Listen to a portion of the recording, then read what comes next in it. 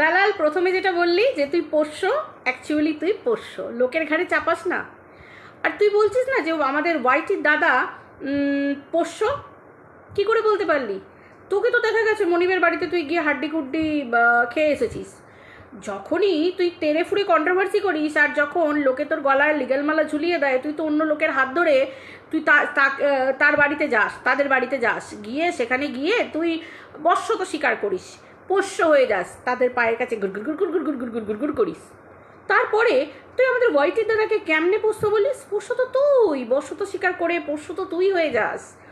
এমনকি আমার এক্স দিদির সঙ্গে তোকে যোগাযোগ করতে হয়েছিল, কেন? বড় চ্যানেলের সাথে যদি মানে জানিস একটু হাতটাত আছে, সেখান থেকে যদি তোর ওই লিগ্যাল মালাটাও যদি আবার খুলিয়ে দেয়, যেমন এই সুজাতা দিকে দিয়ে এই মনিবের বাড়ি গিয়ে হাড্ডি কুড্ডি খেয়েছিলিস। ওয়াইটি দাদাকে কোনোদিন দেখেছিস কারোর বাড়িতে গিয়ে হাড্ডি কুড্ডি খেতে? কী রে দালাল, তাহলে পোষ্যটা